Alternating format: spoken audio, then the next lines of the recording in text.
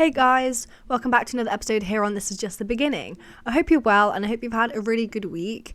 This week for me has been up and down, to be honest. I've been going through something on my own and it's been very hard to deal with.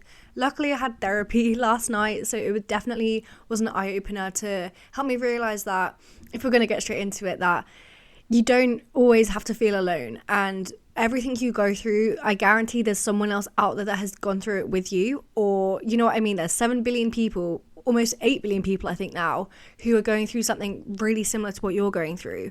I'm not saying that you can't validate your feelings, and I speak about this a lot. Of course, your feelings are so valid and that's something to always remember. But again, have some perspective in the fact that people are going through very similar shit to you right now. And that's not a bad thing. It's a good thing to make you realize that you are not alone, because I know that when you're going through a lot of things and your head feels like it's about to explode, I know that the last thing you want someone to tell you is that, oh, I'm going through that too. You don't want to hear that. You really don't want to hear that. And I spoke about this in my last episode a lot. But if your feelings are valid, and that's something to remember. Today I wanted to talk to you about the concept of reinventing yourself. And with the topic of validating your feelings, it does kind of come under this whole umbrella term. So many times in my life I've thought, oh, I'm going to reinvent myself. And usually this is at the start of the month, the start of the year. And every single time I do this, it lasts probably a week. This new routine, this new lifestyle. And then I realise, wait, I don't actually want this. I don't want to be in this field of work. I don't want to be this kind of person. I want to be this person. And the beauty of life, I guess, is that you can change your mind again and again with what you want to be, who you want to become, what job you want to work in. That's the best thing about our generation. There are so many openings and jobs for us to do. But at the same time, it's really scary and you do always change your mind again and again. And it becomes very overwhelming at times. Trust me, I know. And I'm here to tell you this today. It's so scary and it's so overwhelming. And although we have all these great opportunities, it's also, scary, and we want someone to tell us what to do. Especially being in your 20s, I'm only 20 years old and I have all of these things I want to do in life. I want to carry on my whole career with social media management. I really want to do that. I want to open up my own business for influencers to come to me to manage their social media. And the more I do my job, the more experience I gain, the more I realize everyone wants to do this right now. My Instagram, TikTok feed is full of those accounts that are like, focus on social media strategy. That's their kind of account handle. That's what they're all about. And the more I see them, I'm like, I could so do that. I have the expertise now to do all of those things, but it's also so difficult to do because, in this day and age, you're probably listening to this. If this is the first time listening to my podcast, by the way, I've got straight into this episode, so I hope you are welcome here. And this podcast is all about rediscovering yourself and learning more about yourself. And it's a difficult journey, as we all know. And I think we are on the right path, all of us. For one, just listening to this episode, doing some like soul searching, I guess, is the best way to go for this kind of thing. But anyway, getting back on track with the episode. When you have a dream and you see so many other people doing the same dream as you, it's so difficult to then have the motivation to do that. And this is what I've learned recently with having so many things I want to do. Like, I want to carry on with my social media journey. And I think there's more for me out there, especially with this podcast, my blog, my socials themselves. I'm not actively trying to gain followers, to monetize it, to do any of that kind of thing. But if it comes to me, I would definitely welcome that. But then at the same time, social media is not something to just manifest and hope that your platforms take off. And with things like TikTok, it can. But anyway, I don't want to bore you with all that, because to be fair, I do want to do an episode about social media, about the kind of growth. Maybe when I've got a bit more experience in the world of it, I think that would be a better time to do it. Whereas now I'm still learning all the tricks, still learning how to really grow a brand, grow a page, all of that. But my point here is that even if you think, oh my God, so many people have a dream that I want to do, you can still do it. You can still be better than everyone else. And that all comes from your motivation. And again, this whole concept of reinventing yourself and realizing what you want out of life. But then again, there's so many things for us to do now that's not 9-to-5 jobs in the office. And everybody wants a job like an influencer or social media manager when you can just go sit on a beach in Bali. And that's the kind of stereotype of social media managers, and it's not. There's so much work in it. You're not just sat on a beach all day. Definitely not. Well, in my case, I sit in my bed and work, but that's besides the point. But there's so much work going into all these jobs that people think, oh, that's not a job. If you ask your parents about what's an influencer, what's a social media manager, they'll go, that's not a real job. That's just a hobby. And to an extent it is. And it's fun and it's so interesting. It's never boring. That's what I love about it. But as I was saying, like, this dream that you have, you can make it yours. You can make it something that you want out of life. You don't have to keep thinking, oh, this person's better than me. And this whole concept of comparison, because you're only going to bring yourself down if you keep comparing yourself to others. And that's what I've learned recently with dropping out of uni and starting a whole new life basically for myself. It's scary. And a lot of the time I think, was it worth it? Was it worth all this emotion of dropping out of uni? And yes, it was, because I'm learning something completely different and really challenging myself with this whole kind of aspect of work and really, like finding out what I really love in life. And I have learned to love social media, and I think there's even more growth in this whole world. Like, sure, so many people are going into this field of work now and there is more competition, but I think at the same time it's growing and growing. There's definitely a whole new chapter of social media to come, and I think we all understand that. But I'm going to do the best I can to make this dream mine and to make something really real out of it. On another note, I'm doing a PT course, and I've mentioned this a lot, and it is a very difficult thing for me to do with someone in eating disorder recovery, but it's really challenging myself, even up to 2 years now in recovery, almost. It's really challenging myself to, like decipher the norms and the rules behind fitness and nutrition. Although it's triggering, it can be triggering when you start looking at BMI, that kind of chapter, weight management, nutrition, and a lot of the course is on about, oh yeah, you shouldn't eat sweets, you shouldn't eat cake, you shouldn't eat all these bad things. Okay, yeah, maybe you shouldn't eat processed foods. I know that, but you can't tell your clients as a PT that you can't eat that food. And I think that could become really triggering for a lot of clients. And you've got to have that in your mind, that a lot of people have a really bad relationship with food. And I'm excited to start working on that.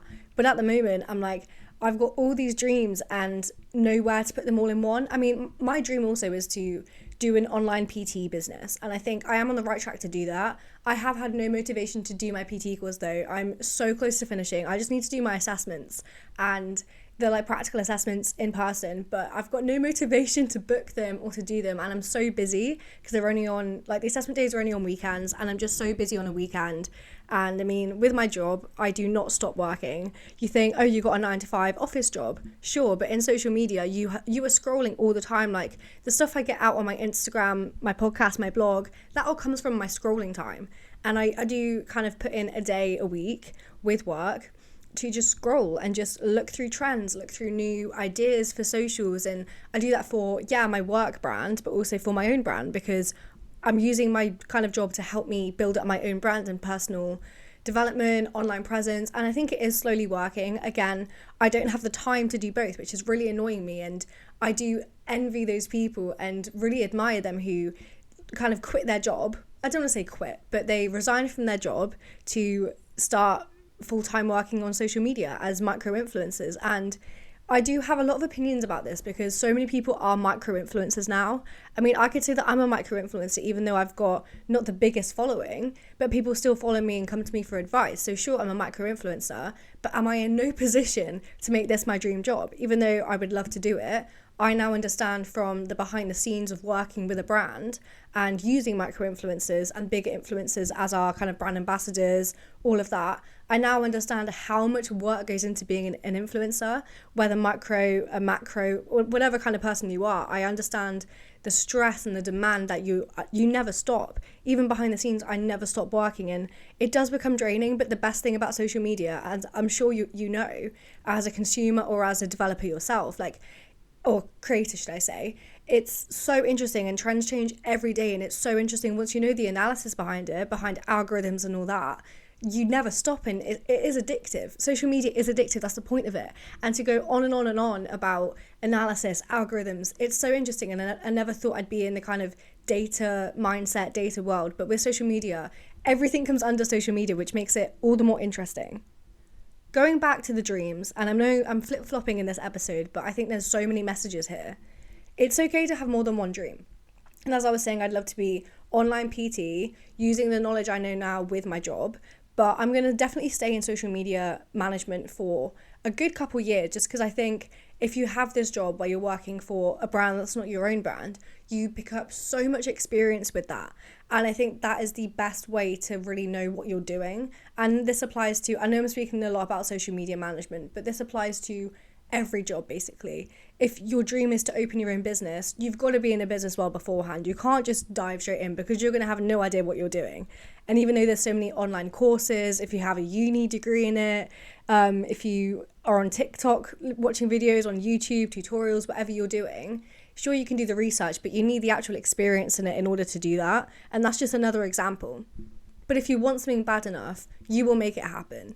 And I'm not talking about manifestation, although that does help, and I've said that so many times before, but you will make it happen. All these dreams that you have, there's no point just keeping them in your head, because then you're always going to be unhappy with your life.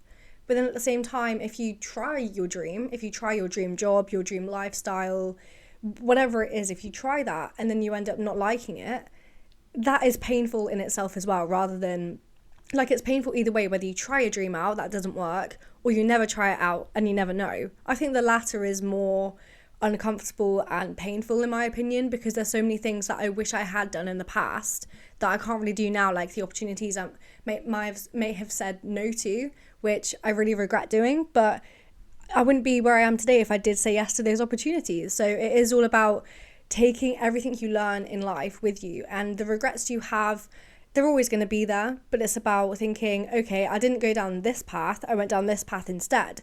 And you are in this position right now because you didn't do those opportunities. It's all about the pros and cons of what you've done in your life, and I think that is the most exciting thing. The what ifs and all the questions you have in your head if you did do those opportunities, they're always going to be there too. But try your best to think, okay, I didn't do that, and maybe my life would have turned out differently, but right now I'm doing pretty well, and I love where I am. I love my job. Recently as well, I've realised dropping out of uni may have been a mistake. And this is really hard for me to admit because for so long I hated uni and there was not one aspect that I loved about it. The best thing in my position now, which is what I keep reminding myself, is that I've still got friends at uni and I go see them so often that I still have the nightlife side. Because living at home, I don't know whether you're in the same position, if you've dropped out or you've moved back home or you're living alone in an apartment, maybe dropping out of uni, whatever your position is, you will know that it's so lonely. I love my parents, I'm best friends with my mum, but it is lonely not having someone your own age at home. Even like in lockdown, it was lonely, and I had my twin sister with me who is my age. She's my best friend as well, and even it's just being confined in that tight space at home, even though it's not, we don't have a small house, like I'm not saying that, but it's still the confinement of being with the same people every day. That's why I use going back to my university as an escape from my problems. And that is a problem in itself, don't get me wrong, but I still have the option of going back. So that's why I'm so thankful for dropping out of uni.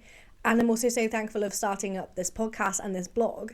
Otherwise, I would not have been in the position I am today. So this is why looking back at your past is helpful, because you think, oh, if I hadn't have done this, I wouldn't be where I am today. And change that mindset to a positive stance, rather than saying, oh, if I had done that, I wouldn't be where I am today, like in a good way. Maybe you're in a negative position now. I don't know. But try and change your mindset into being positive, and you are proud of your achievements in the past that make you who you are today. So a journal prompt today I'd say for you guys is to go away and think about what led you to be where you are today. And even if you think you're in a negative position, I assure you, you're probably not. Maybe you're in a job you hate with really low pay, but you're still in a job. That's one example. But look back at what went well in your life instead of saying what went wrong. And that's what I've learned in therapy yesterday. It's all about how did you get to where you are today? And this is very similar to eating disorder recovery. Anyone in eating disorder recovery would think, like some days, I wish I was back in that really small body. I wish I was back in that mindset. I wish I was skinny again. I wish I enjoyed working out again. All of these things.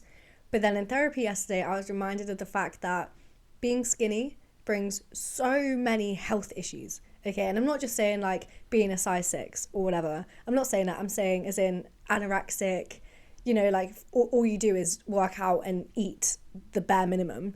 I'm saying it in that way, like skinny does not equal healthy, and that's what I've learned. And I was not a person back then. So this is just an example of looking back and changing your mindset of, okay, so my eating disorder shaped me to who I am today. I might not be in this job. I might not have dropped out of uni. I might not have even gone to uni. All of these things.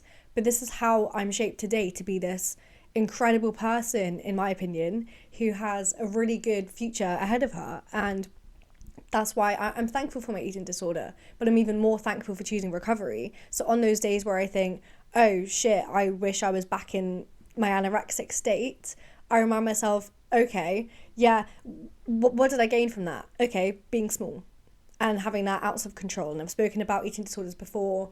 I'm going to do a whole episode about eating disorders next week to celebrate Eating Disorder Awareness Week in the UK, so look out for that. But I remind myself, the one thing you gain from it is that control and the being skinny.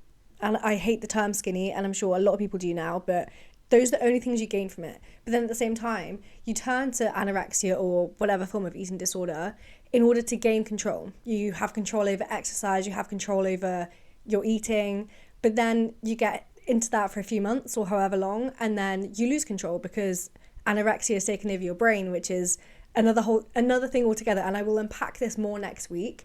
But then you lose this control, so then you don't even have that control. So the only benefit of anorexia is being skinny, but then you don't just look skinny, you look ill, you don't look like a person, you're so out of it. And there's like hundreds of reasons why you should not turn back to anorexia, which is what I look at every day to remind myself that I am in the best position I've ever been, and I'm in an amazing job.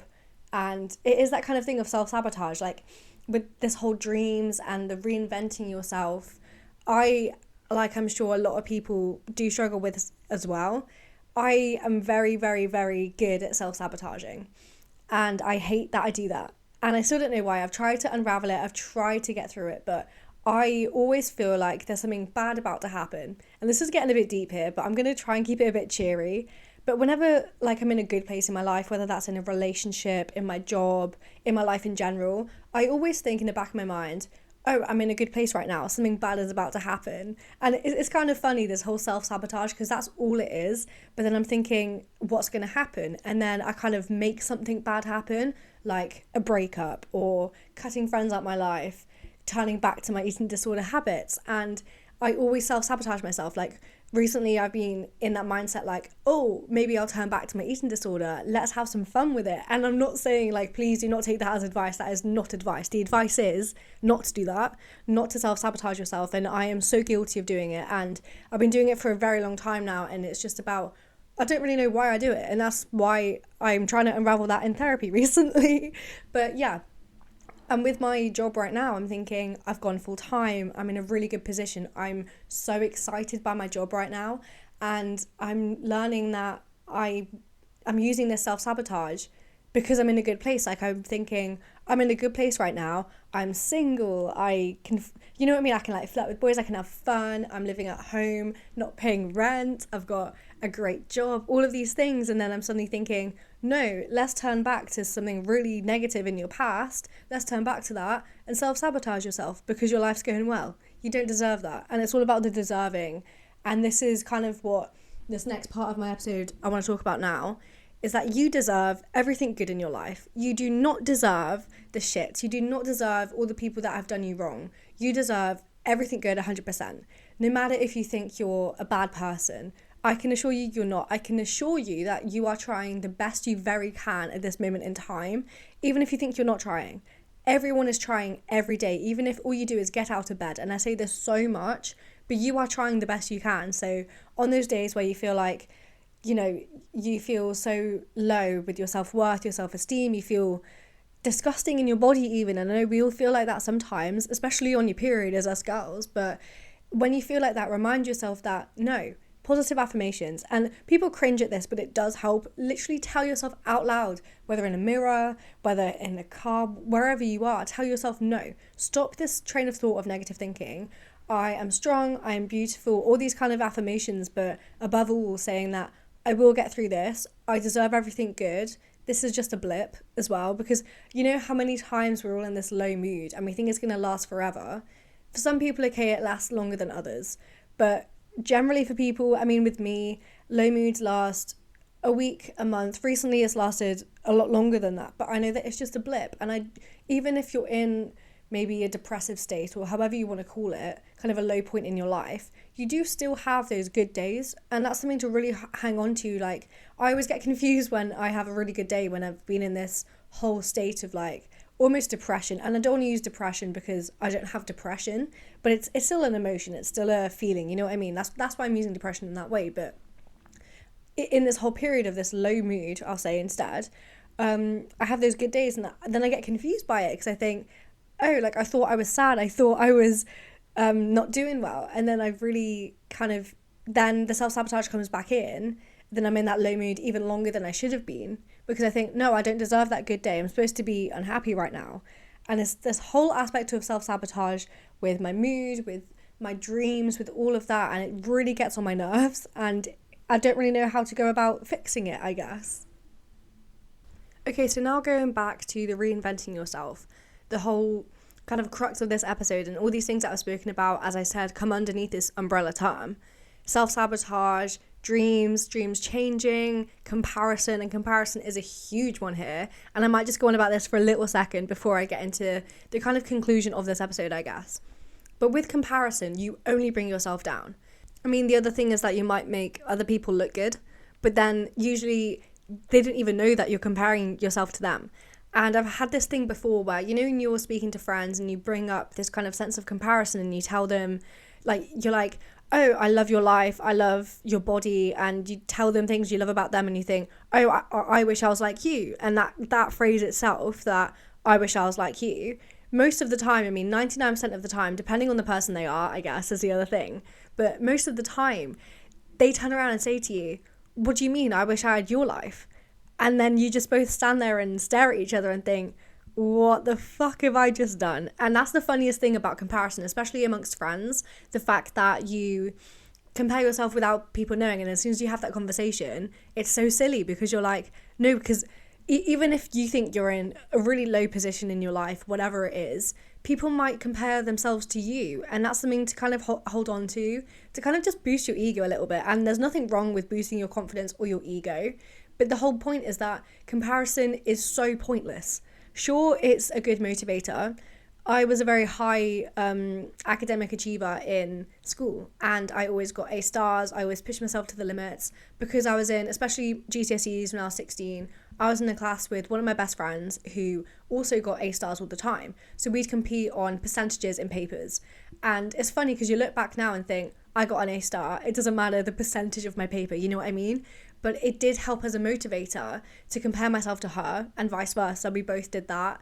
But then it's when it gets to a really low point when you're scrolling through social media, which is the huge thing now, especially comparing your bodies to people. But comparison isn't just about that, and I know I talk about that quite a lot, but it is about comparing your life, comparing your personality, comparing your friends base, you know what I mean? Like all these things. As you get older, you have less friends. You have your own life to deal with. You don't have time to think about other people. And I think the whole comparison thing definitely decreases when you get older. Well, that's just what I learned recently with the fact that being older now, being 20 and choosing my own life path now, dropping out of uni, starting a really good job, I've really learned that, you know, comparison is so silly and there's no point to it. You only bring yourself down. And that's what I want you to really hold on to the next time you're scrolling through social media or talking to your friend about it, whatever way you're comparing yourself. Just stop and think, okay, my life is pretty good right now.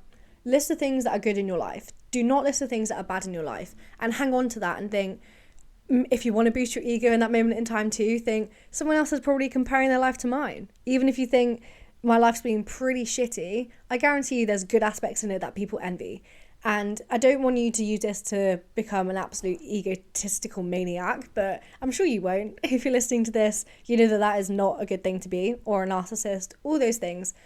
But yeah, and in this process of reinventing yourself, going back to the whole episode title, it's really hard to put that comparison aside when you're really trying to reinvent yourself, because again, comparison comes in when you think, oh, why is this person recovered quicker than I have? When has this person healed quicker? When is this person, like, why am I so behind in this? And even with reinventing yourself it is a solo journey. You do it on your own. You still compare yourself to other people because, yeah, you think other people are in this journey too. They seem so much happier with themselves than I am right now. but it takes time for different people. It's so hard for everyone. Even if people make it look easy, it's not. People have said to me that I make it look easy. It's not. I've told you that I've been in this kind of low mood all winter, and I know now that it is perhaps just the winter months, the like winter blues, whatever you want to call them. And I know that it is that, but at the same time, whenever you're in that state, it does not feel like that, does it? Like, you know it doesn't, and you do not think it's temporary. And right now, I know that I'm not the most stable right now in my head, but I'm really working on it. And the best thing is that you recognize that. The best thing is that you try and work on it, even if, you know, certain things you do aren't working. You're actively trying to get better. You're trying to motivate yourself. You're trying to do these things, and that's the whole point of reinventing yourself. Is parking that self-sabotage, comparison, all of the negative processes that go through your brain, is putting that aside and really focusing on what you want out of life, what your dreams are, who you want in your life as well. I've spoken about this quite a lot with having to cut people out of your life, but who you want in your life, who you want to become. And a good exercise for this is, I think I mentioned this recently, but make a list of all the best qualities you want in your friends, or that you have in your friends, or list out your best friends and list out the qualities that they have. Then highlight the ones that you really like about them and that you want in friends, and that's what you look for in a friend, right? And then make a list of the qualities you have and the ones you think you have, and then see if they equate, because you have to be your best friend in life, because you are the only one that is going to be in your life the whole time. Even if, you know, you might beat statistics and be with the same lover for your whole life, and you die with them, for example, so you really are beating the whole statistics, or you have the same best friend your whole life. Sure, that does happen, but ultimately you cannot count on that. You cannot count on those people in your life right now to be with you forever. Even siblings, parents, you might fall out, you know, and death is inevitable as well. And I'm not putting a damper on the mood, but you know what I mean? Like, you are the only person who is with you for your whole life, and it does sound quite lonely, but that is why you have to be your best friend. And that's why you have to be okay with being on your own. And this is something that I'm really struggling with. Moving back home has made me, like, it's kind of taken me a step back as well from my journey of learning to be okay on my own. I've always needed to have a boyfriend, a guy to talk to, friends around me all the time. But then being at uni and then having my boyfriend, I didn't like it. So I'm just a very confusing mess at the moment, but I'm really working on that. And that's my advice to you to finish this episode, is that as long as you are working on yourself, as long as you're trying actively every day, doing one thing every day that scares you, if you have anxiety and if you have problems with going out of your comfort zone, or having a fear food a day if you are in ED recovery, anything you can to help you get motivated to live the life you want to life, do it. Please do something every single day that makes you feel like yourself again and makes you feel good and happy and strong. And that's all I ask for you to do. So I'm going to end this episode here. I know it's a bit back and forth, and I know that there's a lot to process with this. So I hope you, if you're listening to this at night or in the morning, on a walk, whatever it is, I hope you take your time now to reflect on everything I've spoken about in this episode. And I know that a lot of you probably will relate to the self-sabotage and always needing to compare yourself. I know a lot of you will definitely relate to that. And with your dreams, hang on to them and make them happen, and make yourself strong and powerful, empowered, all these amazing words that you want to feel. I hope that this episode has also made you feel those kind of things.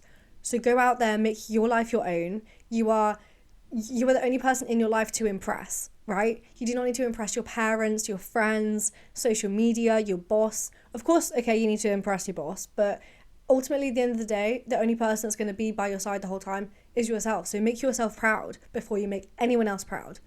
And with that, have a great day, and I'll speak to you next week, all about eating disorders, ED recovery. So I'm going to put a trigger warning in here in case you don't want to listen to that episode. If not, I will catch you the week after. So goodbye, and I hope you have a really good day. Thanks for listening.